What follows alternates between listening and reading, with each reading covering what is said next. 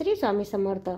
मंडळी, आज सुद्धा स्त्रिया स्मशानात जात नाहीत. स्त्रिया स्मशानात गेल्या तर काय होते तुम्हाला माहीत आहे का? की का जात नाहीत आणि स्त्रिया स्मशानात गेल्या तर काय होते?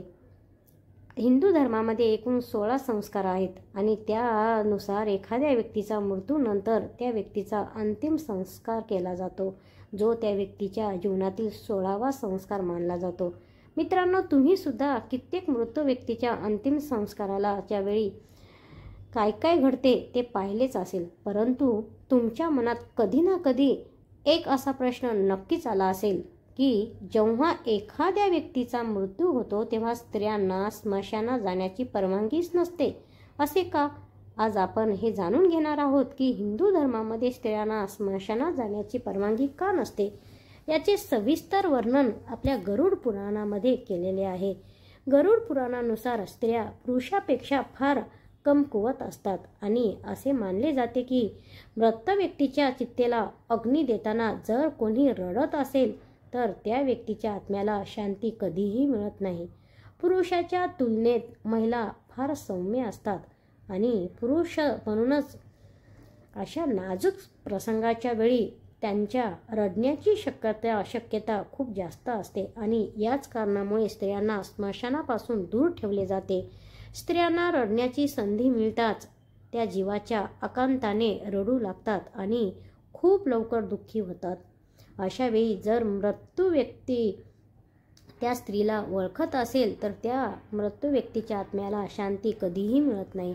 त्याचा आत्मा भटकत राहतो. म्हणूनच स्त्रियांना स्मशानात जाण्याची परवानगी नसते. अनेक वेळा जेव्हा चित्ता जळत असते तेव्हा त्यातून कड असा आवाज येतो. या आवाजाला स्त्रिया घाबरू शकतात आणि म्हणूनच स्त्रियांना स्मशानापासून दूर ठेवणे खूपच योग्य समजले जाते. स्मशान म्हणजे अत्यंत भयानक आणि भीतीदायक जागा समजली जाते.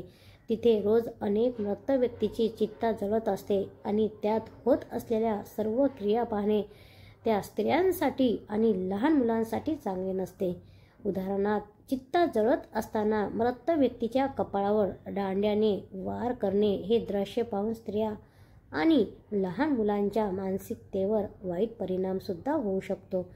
आता गरुड पुराणानुसार स्मशानामध्ये नकारात्मक ऊर्जा असते. ही ऊर्जा पुरुषापेक्षा स्त्रियांच्या शरीरात लवकर प्रवेश करू शकते, कारण स्त्रियांचे हृदय फार कोमल असते.